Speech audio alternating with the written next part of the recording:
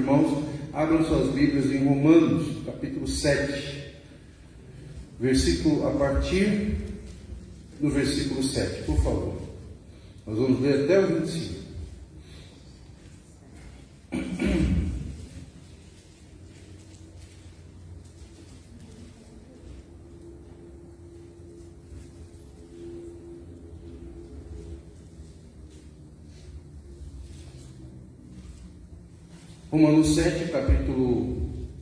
Romanos capítulo 7, versículo 7, diz assim: que diremos, pois?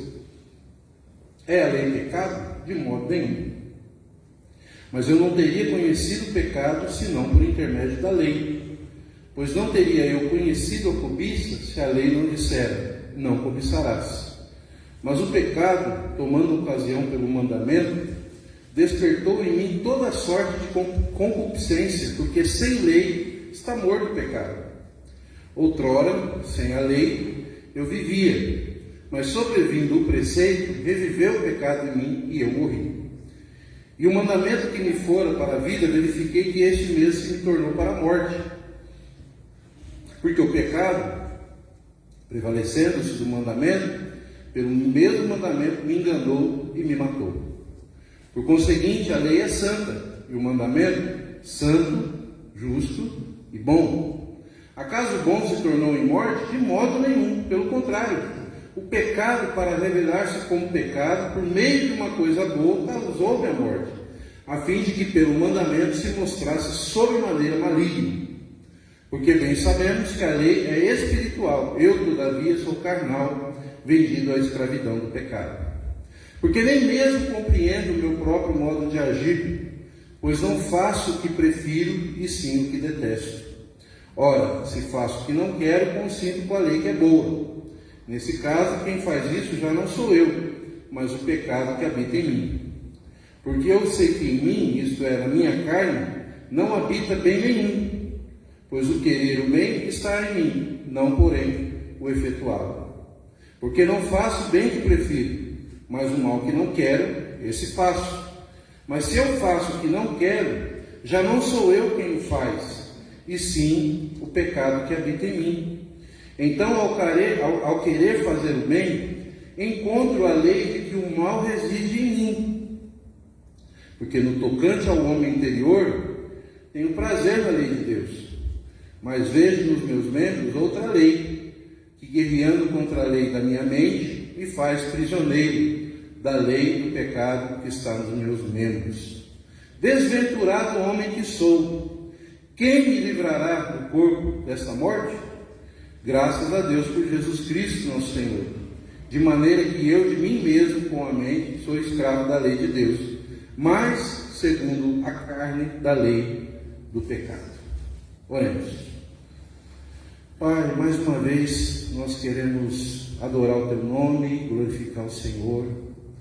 Estamos aqui reunidos, Senhor Deus, como filhos do Senhor, que o Senhor mesmo fez por intermédio da cruz do Teu Filho. Por intermédio dele nós também fomos feitos Seus filhos, ó Pai. Estamos reunidos em torno do Teu amor que nos alcançou, que acabamos de cantar agora há pouco, da Tua palavra, porque o Senhor mesmo nos atraiu pelo Teu amor. E hoje, Pai amado, como filhos queridos e amados pelo Senhor, por intermédio de Cristo, nós temos paz, nós temos, Senhor Deus, reconciliação.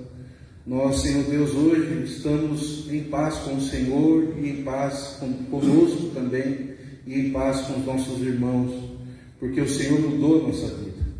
E hoje é assim, essa família, como filhos mesmo do Senhor, que nós nos reunimos e nos alegramos, Senhor. Abençoa o Teu povo aqui nessa noite, abençoa a Tua palavra que vai ser ministrada, e especialmente, Senhor Deus, faz que nós saiamos daqui transformados pela Tua palavra, Senhor. Também oro pelo meu querido irmão que está nos vendo pelas redes sociais, que o Senhor os alcance, Senhor Deus, abençoe, derrame graça e misericórdia sobre cada vida, cada lar que nos vê. Assim oramos no nome de Jesus. Amém. Amém. Meus amados, no capítulo 7, na semana passada, terminamos o versículo 6 da seguinte forma: agora, porém, libertados da lei, estamos mortos para aquilo que estávamos sujeitos, de modo que servimos em novidade de espírito e não na caducidade da letra. Tá? Na semana passada, então, Paulo, usando a metáfora, né, a analogia do casamento, disse assim que nós estávamos casados com a lei. Porém, em Cristo Jesus, naquilo que Cristo morre na cruz, nós também morremos com Ele, de forma que pela morte o contrato com a lei está encerrado. E nós não pertencemos mais à lei, porque a lei nos acusa. A lei é aquela uma que nos acompanha por toda a vida, sempre nos mostrando o quanto nós somos escravos, o quanto nós não conseguimos cumpri-la da maneira correta, e sempre, como alguém já disse, né, com um rosto sisudo, um olhar sisudo olhando para nós, o olhar da lei. Tá? Então essa é a forma que Paulo utiliza um pouco antes do que nós lemos agora, né, para poder falar da dureza da lei. Mas, porém, quando Cristo morre, nós morremos com Ele. E como o contrato, o casamento, a morte encerra o contrato, então agora nós morremos para a lei em Cristo, mas agora nós nos casamos com Cristo. Estamos casados com Ele, porque Ele está vivo, e nós estamos unidos a Ele. E em Cristo nós temos vida verdadeira. E agora nós servimos a Deus não para cumprir o mandamento de letra e da lei, mas pelo mandamento do amor, e porque nós amamos ao nosso Deus, porque nós somos reconciliados com Ele. Então agora nós podemos viver em novidade de vida. É isso que no versículo 6 termina. Agora, porém, libertados da lei, porque morremos com Cristo, fomos libertos da lei, estamos mortos para aquilo que estávamos sujeitos, estamos mortos para aquilo que nos escravizava, aquilo que trazia ênfase à nossa desobediência e ao nosso pecado, de modo que servimos agora de novidade de espírito e não na caducidade da letra. Então nós morremos para a lei. Só que Paulo, vocês sabem, né? Paulo é um homem assim extremamente detalhista. Paulo é alguém que está com toda a preocupação e amor pelos seus ouvintes, pelos romanos, e dá a impressão que Paulo, então, obviamente, inspirado pelo Espírito Santo, ele pensa da seguinte forma: olha, eu acho que eu falei muito aqui da lei como algo negativo, agora eu quero falar que a lei é boa. Eu quero agora exaltar o outro lado da lei, que é o fato dela ser boa, dela ser justa, é o fato dela ser santa, e ela demonstrar então caráter, porque senão daqui a pouco o judeu que está me ouvindo pode querer dizer e me acusar de que eu estou dizendo que a lei não serve para nada. Então, mais uma vez, ele pensa naquele judeu imaginário, naquele ouvinte imaginário, para poder falar a respeito da lei. E ele imagina que esse judeu pode, de repente, pensar que ele está fazendo pouco caso do mandamento de Deus. Ele está fazendo pouco caso da lei de Deus. E nós sabemos, meus irmãos, prestem bem atenção aqui, apesar de nós não sermos capazes de obedecer toda a lei por causa do nosso pecado, nós precisamos reconhecer que a lei moral, a lei de Deus, ela é boa, ela é justa, ela é santa. E ela demonstra o caráter santo de Deus. Claro que nós não servimos mais agora a lei, nós servimos a Cristo. Nós somos perdoados. Hoje nós servimos em novidade de vida, porque agora nós não precisamos ficar obedecendo leis. Até porque nós nunca conseguiríamos obedecer totalmente os 10 mandamentos. Nós nunca conseguiríamos, apesar de, por mais esforço. Só que agora, transformados pela palavra de Deus e salvos por Jesus Cristo, agora nós reconhecemos que a lei é boa e nós vamos procurar obedecê-la porque ela demonstra o caráter de Deus. Já falamos isso várias vezes aqui. Paulo tem novamente essa preocupação de falar sobre a bênção que é o mandamento e como que o mandamento é bom. E aí então ele faz uma analogia da lei e do pecado. A intenção dele agora é dizer o seguinte: o que é ruim é o pecado que habita em nós. que nos impede de obedecer a lei de Deus, de sermos corretos totalmente com Deus. Mas a lei é boa. E então ele vai fazer aqui várias confissões, ele vai mostrar também um lado da depravação do ser humano, e ele vai então fazer uma das maiores declarações belíssimas, difíceis também, de difícil interpretação para a maioria. Todos os teólogos, pregadores que pregam sobre esse texto dizem também que ele é muito difícil. Existem inclusive divergências de interpretação a respeito, daqui a pouco eu vou falar sobre isso, mas a grande verdade é que Paulo está falando aqui que é o nosso pecado que nos impede de seguir corretamente a lei, mas a lei é boa, tá? Então ele diz, versículo 7, aquelas famosas perguntas retóricas dele, né? Que diremos, pois? É a lei pecado? Porque do jeito que ele fala da lei, muitos podem interpretar, não, mas está falando que a lei é ruim, que a lei então é pecado? Que diremos, pois? É a lei pecado? De modo nenhum. Mas eu não teria conhecido o pecado senão por intermédio da lei. Pois não teria eu conhecido a cobiça se a lei não dissera, não cobiçarás. É claro, irmãos, que nós sabemos o que é errado. Naturalmente, pela lei, pela nossa consciência, e por causa da imagem de Deus que está em nós, nós sabemos aquilo que é errado naturalmente. Porém, o mandamento de Deus veio e deu ênfase a isso. E mostrou o que é proibido. E mostrou a malignidade do nosso pecado. É mais ou menos o seguinte, né? Eu estou morrendo de vontade de comer determinada fruta, certo? Mas tem uma fruta aqui no meu quintal, né? No meu quintal eu tenho aquele pé de fruta, eu posso chegar ali e pegá-lo, só que é o seguinte, tem outro quintal ali e essa mesma fruta está escrito aqui não pode, proibido colher essa fruta. O que o pecado faz conosco? Ai, que vontade de comer aquela fruta ali que é proibida.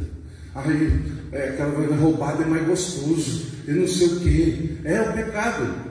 Essa história do roubado é mais gostoso, que a gente dá tanta risada, mas ela tem um fundo muito sério, da malignidade que existe no nosso coração de querer as coisas proibidas.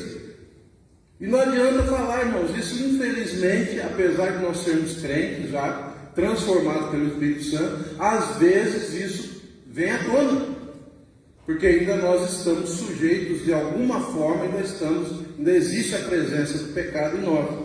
Então Paulo está dizendo isso, aquilo que é proibido, que a lei diz, não cobiçarás, ai que vontade de cobiçar, ah como eu quero, né? Aquilo que é do outro, eu tenho em casa, estou satisfeito, Deus tem me dado tudo, mas a grama do vizinho é mais verde. Eu tenho um gramado maravilhoso aqui, muito bem cuidado, que Deus me deu, mas eu olho para o gramado do vizinho, mas o verde dele é mais bonito que o meu. Né? Então, é disso que Paulo está falando. Que mediante o conhecimento e o mandamento de Deus, o nosso pecado ele tem uma ênfase maior e mostra o quanto. Não é que o mandamento fez a gente pecar, mas o mandamento ele lança luz sobre o nosso pecado. Ele mostra o quanto nós somos pecadores. É por isso, inclusive, que a lei é boa, porque ela mostra quem nós verdadeiramente somos. Porque antes da lei nós estamos ali meio pecando, cometendo pecado, sabendo que é errado, mas ainda meio que pela sombra. Não, a lei vem e mostra a nossa realidade. Amém? Vocês estão entendendo? E mostra a nossa realidade. Infelizmente é assim. Então Paulo diz assim, quem diremos, pois? É a lei pecado? De modo nenhum. Mas eu não teria conhecido o pecado senão por intermédio da lei, pois eu não teria conhecido a cobiça se a lei não dissesse, não cobiçarás. Versículo 8. Mas o pecado, tomando ocasião pelo mandamento, despertou em mim toda sorte de concupiscência, porque sem lei está morto o pecado. Diz está morto o pecado, assim, está meio abafado. Mas a lei, ela meio que revive o pecado. É isso que ele quis dizer aqui. Versículo 9. Outrora, sem a lei eu vivia, mas sobrevindo o preceito, reviveu o pecado e eu morri. Então a lei, novamente, ele está falando que a lei, ela lança sobre o pecado, ela mostra a malignidade, a ênfase do pecado, e então nós percebemos o quanto nós somos pecadores e estamos mortos. Sem Cristo, nós estamos mortos para o pecado. Por isso que ele diz assim: olha, sem a lei eu vivia, mas sobrevindo o preceito, reviveu o pecado em mim e eu morri. E eu percebi que eu estou morto para Deus. E eu percebi que eu não tenho acesso a Deus. Versículo 10. E o mandamento que me fora para a vida, verifiquei que este mesmo se tornou para a morte. Tá? O mandamento que ele é santo, justo e bom, que ele revela o caráter santo de Deus, era para trazer uma grande alegria e vida para mim, mas eu olho para mim mesmo e eu percebo quanto eu sou pecador. Quero lembrar, meus irmãos, que Paulo está falando aqui com uma grande maioria de pessoas que são judeus. E qual era o problema, o grande problema? Ele está falando para gentios também, está falando para não judeus. Mas qual é o grande problema do judeu? E que às vezes é o nosso problema também. O grande problema do judeu é que ele se achava a última bolacha do pacote. Nós recebemos os oráculos de Deus. Deus nos escolheu entre muitas nações. E é verdade. Só que eles usavam isso para quê? Para se jactar, para se exaltar. E para fazer como aquele fariseu, orando perto do publicano, que Jesus Cristo contou na parábola, né? Que bom que eu não sou como aquele publicano ali, miserável. Que bom que eu sou uma pessoa que dou meu dízimo. Que bom que eu faço isso, que bom que eu faço aquilo. Esse é o judeu, essa é a plateia, esses são os ouvintes do apóstolo Paulo. Como eu sou bom, eles falavam. Nós somos o povo de Deus, o povo escolhido. Eu sou o cara. Então Paulo tem em mente falar com essas pessoas. E ele diz, versículo 11, porque o pecado prevalecendo do mandamento, aliás, versículo 10, e o mandamento que me fora para a vida, verifiquei que este mesmo se tornou para a morte. E ele está querendo, a intenção dele é mostrar para aqueles judeus que eles também eram pecadores. Que apesar de eles serem guardadores da lei, a lei também que eles diziam que amavam, a lei também sobrepujava e exaltava o pecado deles mesmos. Eles também estavam sujeitos à condenação da lei. Eles estavam sujeitos. Porque o judeu, querido, ele, no sentido mais puro da palavra, ele realmente era alguém que levava muito a sério a lei. Ele queria, ele desejava fazer aquilo. Ele desejava ter uma vida correta. Lá no capítulo 2, Paulo inclusive diz isso, que o judeu, ele entendia que ele era guia dos cegos. Os judeus, ele entendia que ele era aquele pedagogo, aquele que ensinava as crianças. Ele tinha essa função. Ele tinha algo que ele era realmente a menina dos olhos de Deus. E os judeus, só que o problema dos judeus é que eles se utilizavam disso, de serem guardadores da lei, de serem um povo escolhido para poder muitas vezes humilhar as outras pessoas e se acharem melhores do que as outras pessoas. E não era assim. Paulo então está falando aqui para os judeus, ele também como judeu, mostrando que também o judeu deveria ser humilde, deveria reconhecer que ele também é pecador e principalmente que ele precisa de Jesus. E todos nós carecemos de Jesus. Então Paulo começa a falar de si mesmo, inclusive, tá? Mais para frente. Mas no versículo 11, ele diz assim, para a gente seguir aqui, porque o pecado prevalecendo-se do mandamento, pelo mesmo mandamento me enganou e me matou.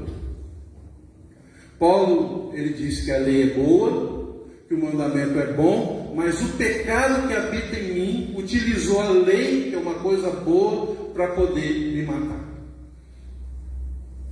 para me enganar. Ele utiliza a lei e ele me engana. Por quê? Porque ele me faz pensar que eu sou bom, mas no fundo eu sei que eu não sou. Deixa eu perguntar uma coisa para você. De vez em quando você pode ser que passa isso pela sua cabeça? Que você é uma pessoa muito boa. De vez em quando passa isso pela sua mente, pelo seu coração. De vez em quando, irmãos, a gente acorda assim com aquela síndrome de rei, né? Eu sou o dono da minha vida, eu sou bom. Que bom que eu não sou como aquele meu amigo que está perdido, né? De vez em quando a gente acorda desse jeito, de vez em quando a gente pensa essas coisas, né? De vez em quando nós somos tomados por uma certa justiça própria. Pastor, mas um crente não deveria pensar isso, né? É verdade, não deveria, mas pensa, mas pensa. Às vezes a gente acha. No versículo 11 ele diz que o pecado enganou ele. O mandamento é bom, mas o pecado enganou e matou ele. Versículo 12. Por conseguinte, aqui ele faz uma declaração maravilhosa, que a gente sempre repete, né? Por conseguinte, versículo 12. Vamos ler todo mundo junto? Vamos ler ali? Por conseguinte, a lei é santa e o mandamento santo, justo e bom. Isso é para aqueles que muitas vezes falam assim, não, eu não gosto de leis, eu não gosto de regras, né? E tal. Não, querido, a lei de Deus ela é santa, ela é justa, ela é boa. O problema é que em buscando obedecer a lei, e às vezes conseguindo obedecer, a gente começa a se achar muito melhor do que os outros. Às vezes conseguindo obedecer um ou outro aspecto da lei. Ah não, você já conversou com gente assim? Ah não, eu sou uma pessoa boa, eu não mato, eu não roubo, né? Eu não adultero. Ah, eu não sou idólatra. Será? Né? Será? Porque Jesus nos ensinou a abrangência dos mandamentos de Deus, né? Que o adultério, inclusive, está presente quando a gente olha com intenção impura. Então é isso que acontece muitas vezes quando a gente começa a obedecer alguns aspectos da lei e começamos a nos achar muito bons. Esse é o problema, mas a lei é boa. A lei é boa. Falando de idolatria, né? O nosso querido presbítero Amós tem um texto aqui que fala sobre os outros deuses, né, que são feitos de prata, de bronze, de ouro, né? E aí muitas vezes vai, puxa, louvado seja o Senhor, graças a Deus, eu não me dobro diante de imagem, de escultura, eu não me dobro, né, meu irmão, eu não me dobro diante dos ídolos de ouro, né? Daqueles ídolos lá da Índia. Eu não sirvo nenhum outro Deus, eu só sirvo ao meu Deus, ao meu Senhor. Mas, irmãos, tem outros ídolos que não são de prata e de ouro. Tem alguns, por exemplo, de silício, né? Tem alguns, por exemplo, de componentes eletrônicos, de chips, como, por exemplo, celular, que é uma coisa boa, mas muitas vezes pode se tornar ídolo na nossa vida. É ou não é? Televisão, não é muito bem material, computador, né? Lá nos Estados Unidos tem o tal Vale do Silício, né? Lá das empresas de informática, né? Então deve ser alguma coisa, né? Com relação ao do que é feito os componentes eletrônicos. Então, às vezes, não é de prata nem ouro, mas é de outros componentes que se tornam muitas vezes ídolos também no nosso coração. Ídolos muitas vezes podem ter carne e osso. Pessoas. Tem gente que idolatra outras pessoas. Então o problema não é a lei. A lei exalta os atributos de Deus.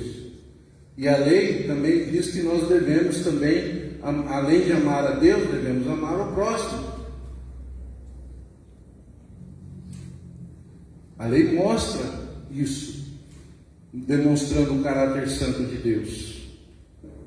Mas quando a gente acha que a gente consegue por nossos próprios esforços, esse é o problema.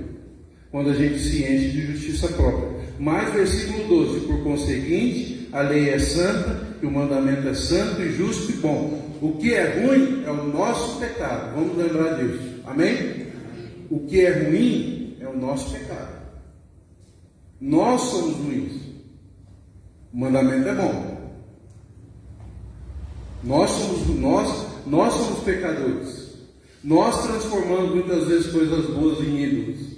Somos nós, o nosso pecado, que habita em nós, que faz todas essas coisas, mas a lei é boa. Versículo 13, ele faz mais uma pergunta retórica para dar ênfase a isso. Ele diz: acaso o bom se tornou em morte? De modo nenhum. Ué, mas a lei é boa, mas ela tornou em morte? Não, de modo nenhum. Pelo contrário, o pecado, para revelar-se como pecado, por meio de uma coisa boa, que é a lei, causou-me a morte, a fim de que pelo mandamento se mostrasse sobremaneira maligno. Aí ele explicou tudo, né? Aí ele explicou tudo. Acaso o bom se tornou em morte? A lei se tornou em morte? A lei que me matou? Não, de modo nenhum. Pelo contrário, quem me matou, enganado, que me enganou e me matou, e utilizou uma coisa boa, foi o meu pecado. Para quê? A fim de que pelo mandamento se mostrasse sobremaneira maligno. Pelo mandamento, nosso pecado é exaltado e nós percebemos a malignidade do pecado. E versículo 14 ele diz: porque bem sabemos que a lei é espiritual. Eu, todavia, sou carnal, vendido à escravidão do pecado. Ah, Fabrício, aqui que está o problema. Meu candidato? É aqui que começa a confusão teológica com muitos, né? E aí você vai ter gente, por exemplo, como o Augusto Nicodemos e o Martin Lloyd Jones, né, que entendem que Paulo, a partir de agora, vai descrever a total depravação do ser humano. É o ser humano sem Deus. Já alguns outros teólogos, importantes também, como William Barclay, como John Stott, eles vão dizer que isso aqui representa a guerra espiritual do ser humano. Que mesmo aquele que é cristão, ele experimenta esse sentimento de inadequação muitas vezes. William Barclay fala isso, né? Um sentimento de inadequado. Uma sensação, apesar de nós termos crido em Cristo, apesar de nós sabermos quem nós somos em Cristo Jesus, mas em alguns momentos, é isso que os teólogos que defendem que isso aqui está falando da guerra espiritual, em alguns momentos nós nos sentimos dessa maneira, como carnais, e agimos muitas vezes como carnais. Talvez, se nós estivéssemos falando de 1 Coríntios, isso aqui seria ainda mais, teria maior ênfase, porque Paulo fala claramente: olha, eu falo para vocês como espirituais, mas vocês são carnais. Mas espera aí, ele falou que eles são irmãos. Antes, ele chama aqueles coríntios, aqueles habitantes de Corinto, a igreja de Corinto, de irmãos. Mas depois ele fala: vocês são irmãos, vocês são crentes, mas vocês são carnais. Por quê? Porque apesar de ser crentes, vocês estão se deleitando no pecado, vocês estão esquecendo quem vocês são. Então, quando Paulo diz aqui, no versículo 14: porque bem sabemos que a lei é espiritual, eu todavia sou carnal e vendido à escravidão do pecado, aqueles que defendem que ele está falando aqui antes dele se converter, tá? E tem muito sentido, por isso que é tão difícil, né? Aqueles que entendem que ele está falando aqui antes da conversão, que ele está falando que a lei é boa, espiritual, só que eu sou, e ele está falando aqui no presente, mas dando aqui uma confissão daquilo que ele era. Olha só a confissão, olha só a confusão, entendeu? Mas confessando aquilo que ele era, só que ele fala no presente, como fosse aquele falando da depravação, vendido à escravidão do pecado. Essa palavra é muito dura. Esse vendido à escravidão do pecado aqui traz essa possível interpretação. Por quê? Porque nós estamos vendidos realmente à escravidão do pecado antes de conhecer Jesus. Mas agora, ele tinha falado lá no capítulo 6, que agora, conhecendo a Jesus, nós estamos mais escravos do pecado. Hoje nós somos escravos de Cristo, de forma que o pecado agora em nós é um acidente. E nós não somos mais carnais, nós somos espirituais. Então tem sentido também essa interpretação. Mas vamos fazer o seguinte, vamos fazer uma junção aqui. Vamos fazer uma junção das coisas. Vamos falar o seguinte. Porque bem sabemos que a lei é espiritual.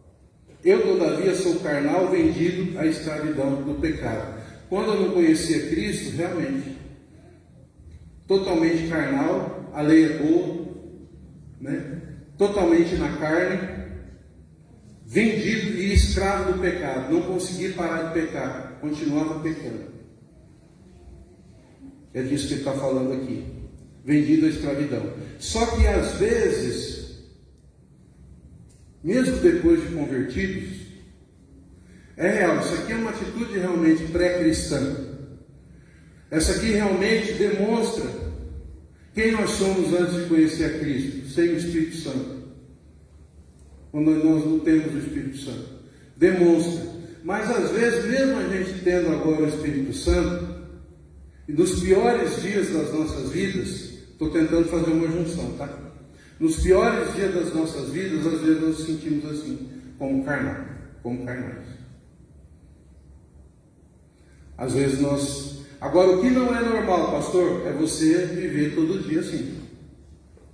Um crente, ele não vive todo dia assim, carnalmente. Se um cristão, lavado e remido pelo sangue de Cristo, que crê em Cristo de todo o seu coração, e foi transformado, ele viver isso aqui todo dia, ele precisa questionar a sua conversão. Realmente. Nicodemos fala isso, ele está certo. Um crente, ele não vive deliberadamente no pecado.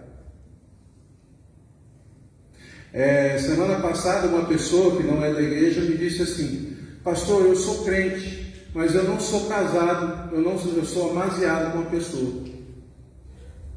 É mesmo, filho, é mesmo. Então é o seguinte, vamos retornar, se arrepende e vai casar. A pessoa mora com alguém sem ser casado. Então fala o seguinte: olha, vamos consertar esse negócio, vamos orar aqui. Você é bem-vinda, você é muito bem-vinda aqui na igreja, e você vai ser amada aqui. Só que assim, vamos fazer um processo aí e vamos regularizar essa situação, porque realmente isso que você está falando é pecado. Você está vivendo uma vida pecaminosa. Porque uma pessoa cristã, ela deve se casar, ela não deve ir morar junto. Claramente. Aí sabe que essa pessoa me falou: ah, pastor, mas eu não acredito mais no casamento. Não acredito mais no casamento. Uma pessoa que é batizada, um dia frequentou a igreja. Eu não acredito mais no casamento. Mas como uma pessoa que um dia entregou sua vida para Cristo pode dizer que não acredita mais no casamento? Aí eu pergunto para você, e assim, há muitos anos, e achando que isso é certo, essa pessoa não deveria se questionar se realmente teve encontro com Jesus? Uma pessoa que chega e fala assim: ah, pastor, eu sou crente, batizado, só que é o seguinte, para mim, sexo antes do casamento está correto. O que a Bíblia diz? Isso é fornicação? Tem que questionar. Será que essa pessoa realmente se converteu? Ah, pastor, é o seguinte, eu sou crente, mas eu não vejo problema em continuar mentindo de vez em quando, contando uma mentirinha. Ah, eu não vejo problema em de vez em quando dar uma propina para o guarda quando ele me para, quando eu passo do limite de velocidade. Constantemente, não vendo problema nenhum. Será que essa pessoa realmente foi transformada? Será que essa pessoa realmente tem o Espírito Santo? Porque é o seguinte, para viver no pecado sem nenhuma culpa, para viver no pecado sem nenhum questionamento, ainda achando que está certo. Não, peraí, eu vou achar ainda que está certo, eu ainda estou querendo ser revolucionário ainda. Estou querendo ser revolucionário, vou revolucionar a igreja, porque a minha leitura da Bíblia mostra para mim que isso aí não tem problema nenhum. Ainda tem gente que faz isso ainda. Ainda vira-se um defensor do pecado. Agora eu pergunto para você: será que alguém assim realmente foi transformado? Não deveria questionar? A pessoa que vive deliberadamente no pecado? Agora, se de vez em quando a pessoa, mesmo sendo um cristão, ela tem aqueles dias com aquele sentimento ruim, onde aquele desejo do pecado muitas vezes está exacerbado no seu coração, e ela luta contra aquilo, mas ela vê claramente, também parece que é o que Paulo vai falar aqui agora, daqui a pouco eu vou ler novamente, né? Ela percebe aquela luta, ela percebe aquele sentimento de inadequação, e às vezes até cai no pecado, e às vezes por alguma situação, até um descuido, cai no pecado, e às vezes em determinado momento cai novamente, mas sente aquela coisa terrível, aquela luta, aquela vontade de pecar, mas aí, hoje eu não vou pecar, hoje eu vou lutar contra isso. Como certa vez o Paulo Júnior falou, né? Meu filho, você não está caindo todo dia no seu pecado porque você não é crente, não. É porque todo dia você vai no seu quarto e tem uma mulher nua sentada lá. Ele diz que é o caso da pornografia. Como é que você quer não pecar se você vai lá para o seu quarto todo dia e chegando lá tem uma mulher nua sentada na cadeira? É uma metáfora. Que é o quê? O computador ou o celular aberto. O celular facilmente com acesso, que infelizmente hoje tem, né? Acesso a conteúdos pornográficos. E ele está certo com relação a isso. E existem muitos meninos e meninas também agora, crentes, meninos sérios, que querem ser crentes, que querem servir a Deus, mas têm se descuidado com relação a isso, e muitas vezes têm caído na pornografia, e têm muitas vezes entristecido as suas vidas, porque caem. E não é que eles não são salvos, eles estão faltando sabedoria. Eles estão vivendo uma vida carnal, sem cuidado. Mas que quando ele peca, ele sente aquela luta, ele sente, ele não deseja aquilo, mas por causa do pecado ele cai. Muitas vezes por causa da fraqueza, por causa da falta de sabedoria, cai no pecado, como esses que eu estou falando aqui, dando exemplo.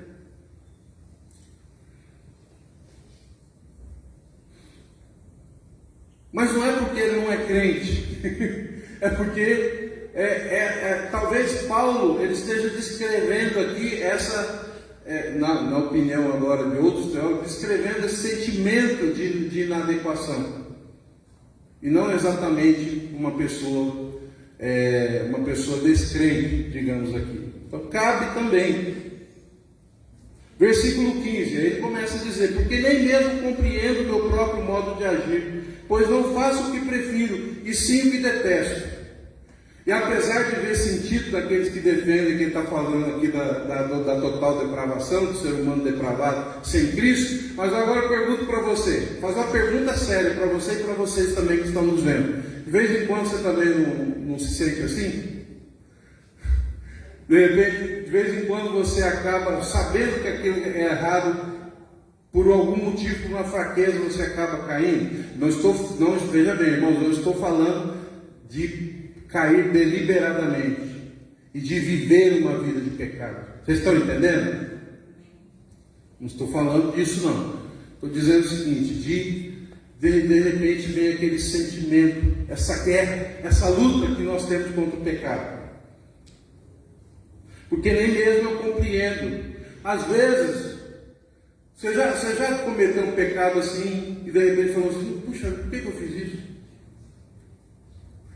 O reverendo Valdecir, lá de São Paulo, ele diz assim que o pecado emburrece a gente. Né? Você já cometeu um pecado e de repente falou assim: meu Deus, que burrice! como eu fui burro aqui, como eu me deixei levar, é ou não é? Como eu me deixei levar pelos meus sentimentos, como eu me deixei levar pelos meus desejos, e fiz uma coisa, e pequei, que burrice, que falta de inteligência que eu tive aqui. Eu poderia ter me cuidado, eu poderia não ter ido àquele lugar. Você já sentiu assim? Eu poderia não ter feito aquilo, eu poderia não ter falado aquela bobagem, eu poderia não ter dado aquela deixa. Tem a ver então muito com o que Paulo está falando aqui. Vamos considerar. Ora, se faço o que não quero, consinto com a lei que é boa. Claro, se eu sei que é errado, e eu muitas vezes faço aquilo que eu não quero, eu estou consentindo e dizendo que a lei é boa. Claro que a lei é boa. Claro que a lei é boa. Eu quero a lei, eu desejo a lei. Aliás, agora em Cristo Jesus, agora que eu tenho Jesus, agora que eu acho a lei boa mesmo. Agora que eu quero segui-la, eu desejo segui-la, mas às vezes eu não consigo. Não consigo. Mas eu peço ajuda, eu desejo, porque eu sei que é bom, porque Cristo me ensinou, porque Cristo Ele me deu seus mandamentos, porque Cristo viveu perfeitamente a lei, então eu quero ser parecido com Ele. Amém, queridos? Eu quero ser parecido com Ele, porque Ele cumpriu cabalmente a lei, Ele cumpriu em meu lugar aquilo que eu não conseguia e nunca vou conseguir. Ele cumpriu o meu lugar, então Ele viveu. Então peraí, deixa eu dar uma olhada como Cristo viveu. Então eu quero ser parecido com Ele, mesmo sabendo que eu nunca vou conseguir nessa vida. Mas eu desejo isso.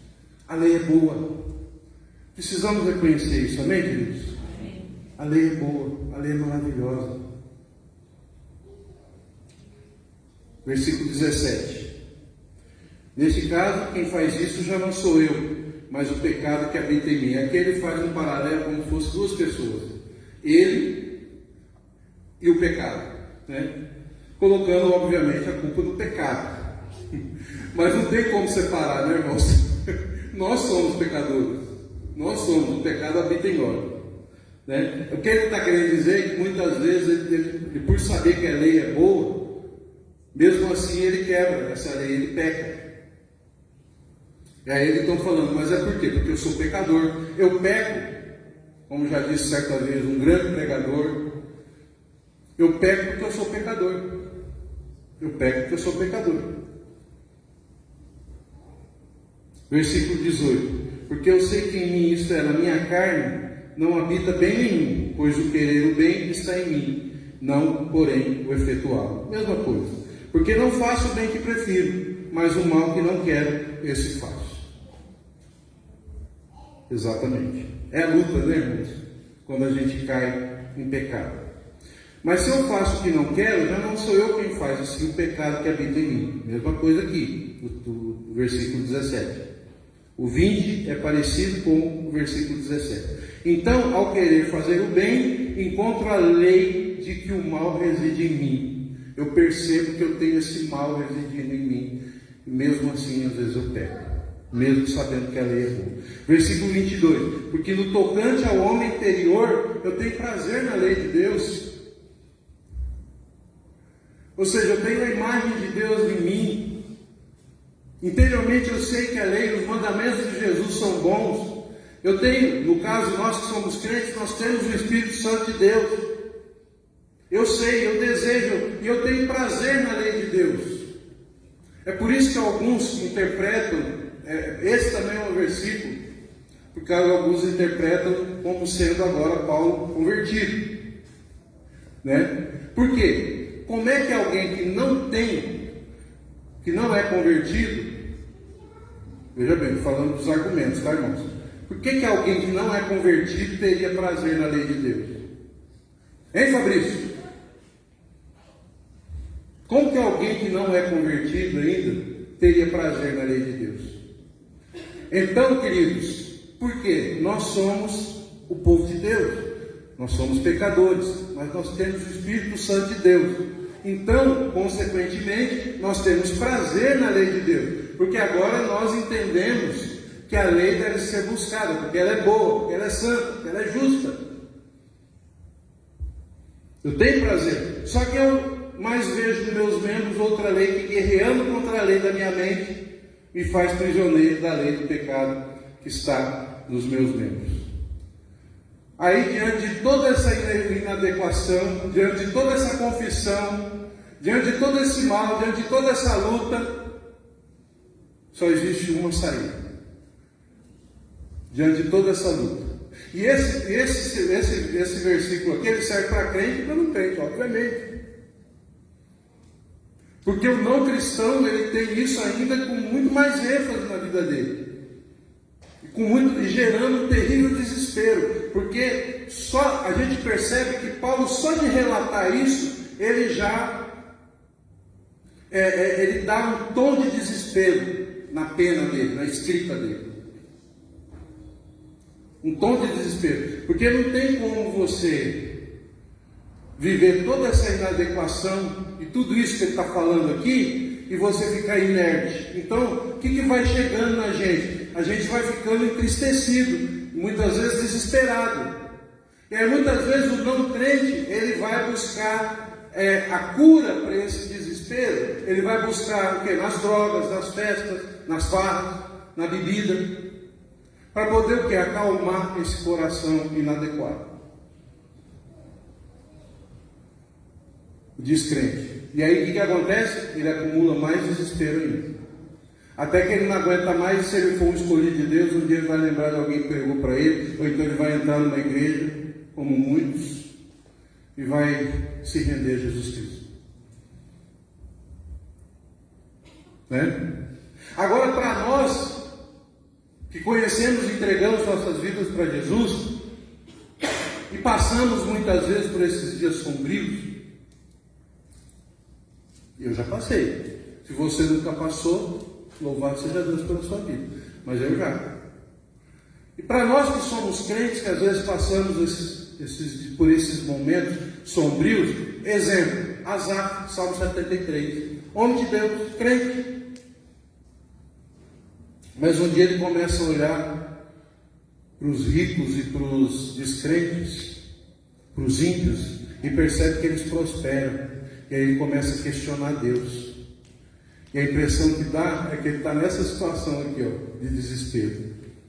Aí ele diz, até que eu entrei no santuário de Deus, até que eu fui na igreja, e eu reconheci, e Deus ministrou meu coração, e ele me lembrou, no meu desespero, Deus me fez lembrar dele, que ele está no controle de todas as coisas. Deus me fez lembrar dele, e ele coloca os ímpios no seu lugar, e aqueles que são dele, ele coloca também no seu lugar, e ele vai me levar até a glória. E agora eu quero inclusive falar a respeito desse Deus para as outras pessoas. Asaf, Salmo 73. Isso acontece. E no caso aqui, queridos, diante desse desespero, tanto para crente quanto para descrente, quando se chega numa situação como essa, só existe uma saída. Desventurado o homem que sou, desesperado que eu sou, infeliz que eu sou nessa situação. Só Jesus pode me tirar daqui, amém? Então, querido, o dia que você estiver nesse poço de desespero, e é normal que muitas vezes isso aconteça, não faz como muitos fazem, não, correndo de Jesus, indo para longe, se afastando da igreja. Chega para perto, clama, pede socorro, levanta a mão, que a salvação vem do alto, amém? Como Davi, quando ele diz ali, né? Esperei confiantemente no Senhor, e ele se inclinou para mim quando eu clamei por socorro. Tirou-me de um poço de perdição, do tremedal de lama, me colocou sobre uma rocha e me firmou os passos. Davi era um homem crente, não era? Era um homem de Deus, amém? Mas chegou um momento que ele diz assim, eu estou num poço de perdição, num tremedal de lama. Por quê? Porque os meus pecados estão sempre diante de mim. Ele vai falar lá na frente, Salmo 40. Os meus pecados estavam sempre diante de mim. E nós sabemos a história de Davi, né? Dos erros que ele cometeu. Então, meus amados, quero fazer aqui, finalizando, vou finalizar aqui no versículo 24 e no começo do versículo 25, tá? Mas antes de finalizar, eu quero fazer aqui um apelo, um desafio para você.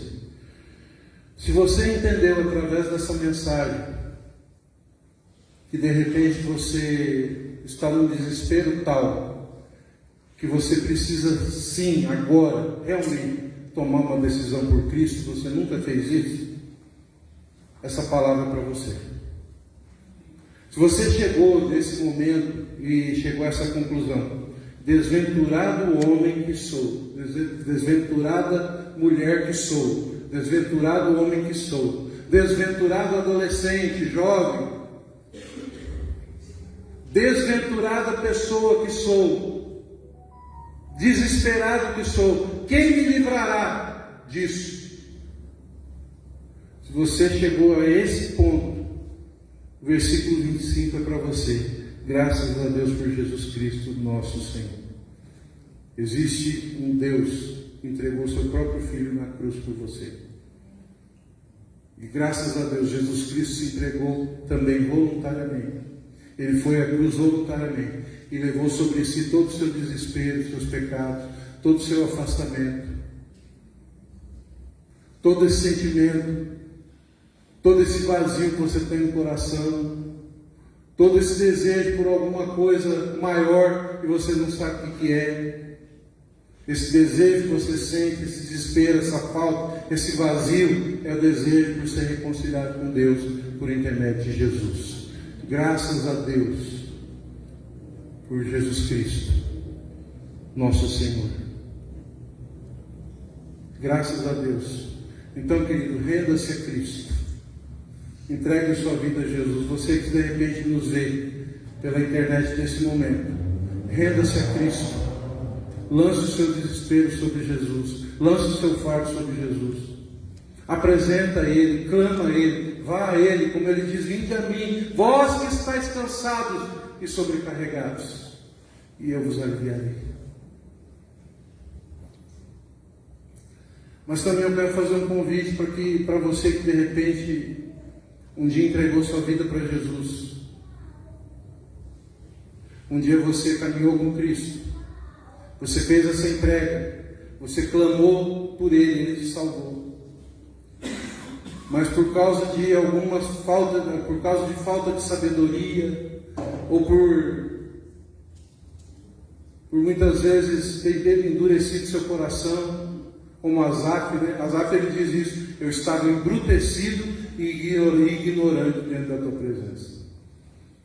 Tem muita gente, queridos, que já andou com Cristo e se afastou. Continua se afastando cada vez mais, porque o coração se nega a se render, a se reconciliar novamente, a clamar novamente a Cristo. O coração ainda está duro e está andando ali na beira do abismo, quase caindo. Só não cai porque Jesus não deixa, né? Cair de vez, porque você é um escolhido do Senhor. Por isso que Ele não deixou você cair de vez, né?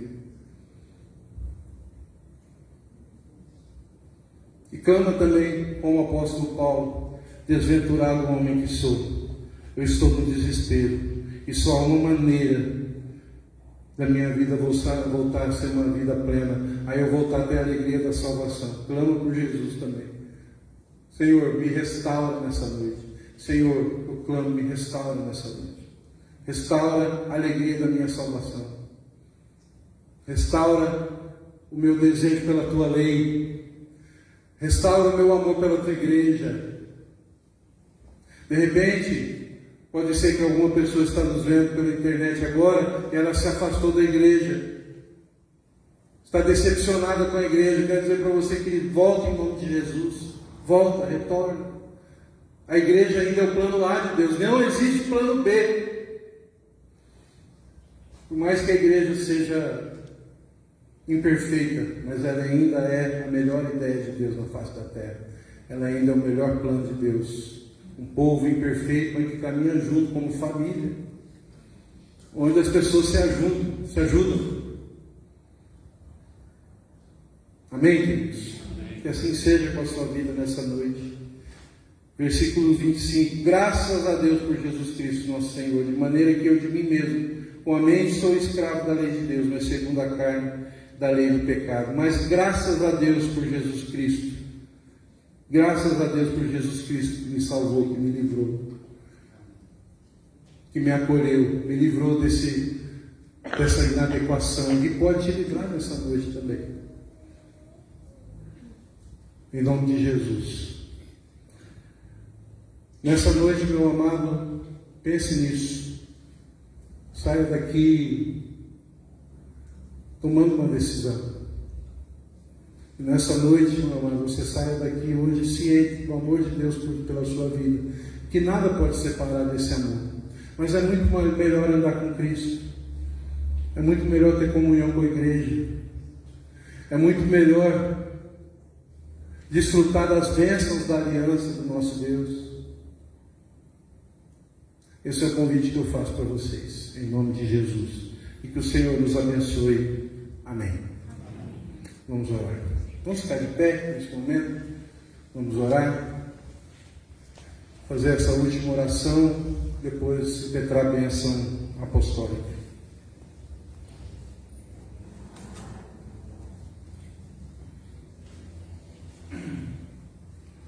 Nosso Deus, glorificado seja o Teu nome mais uma vez, Senhor.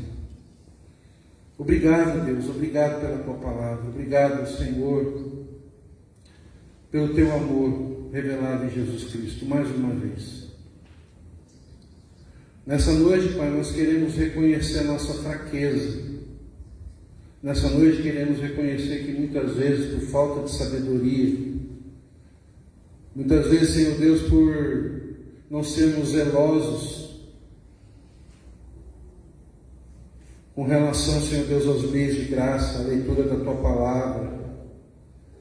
Muitas vezes, Senhor Deus, por negligenciarmos a oração, o relacionamento com o Senhor, por sermos descuidados, ó Senhor. Muitas vezes, Senhor Deus, nós entramos, Senhor, em abismos profundos. Entramos, Senhor, como Davi, em poços de difícil retirada. E muitas vezes tentamos sair desses mesmos poços, Senhor, e desses abismos, desses lugares terríveis, espiritualmente falando. Muitas vezes tentamos sair com as nossas próprias forças. Tem misericórdia de nós. Desventurados homens que somos.